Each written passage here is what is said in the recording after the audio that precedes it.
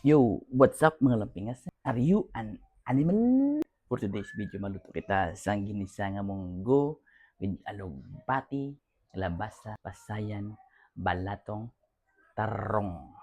Right? Watch out.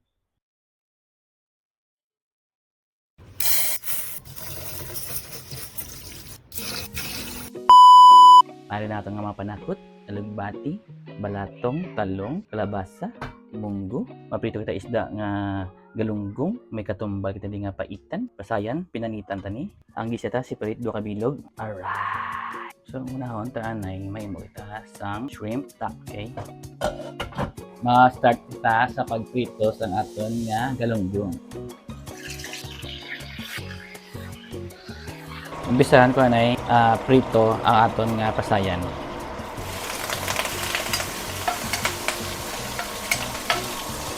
Kung mag-amo na ang iyang itsura, pwede na natin siya mabakit. Pag sa same nga pan, no, di kita mag-isa sang aton nga first batch. Tapos, sibuyas, kamatis.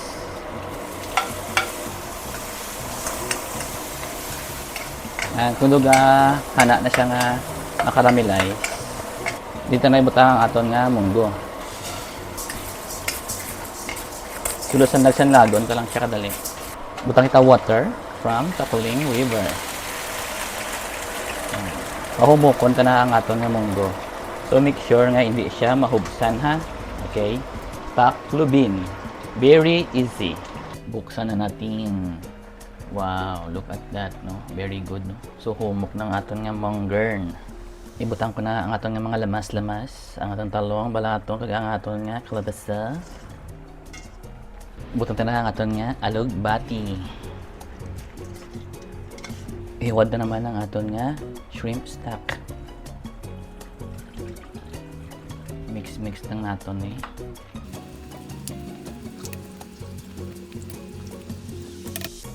Takloban ta kag palutoon ta mga 5 to 10 minutes, no. Basta maghumok ang aton kalabasa, very good na. So samtang ginaulat ang aton nga utang nga luto, no. Mag-isa kita diri sa aton nga ahos, bombay kay kamatis, pang finishing na ni siya.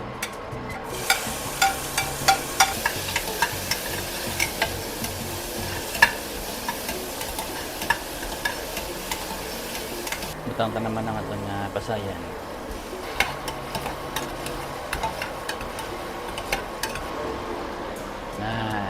So, ilunod na niya siya sa aton nga munggo.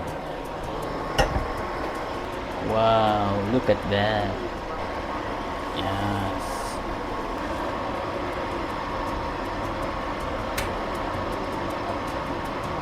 Oh, very good. Dalawan ta. Asin, pepper, chicken powder.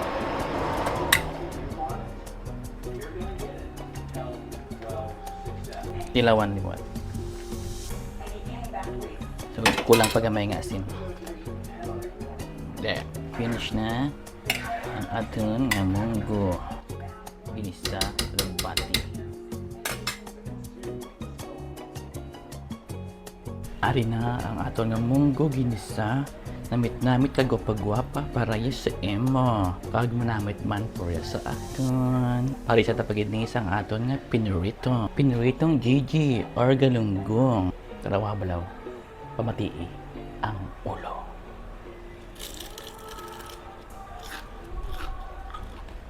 Crispy.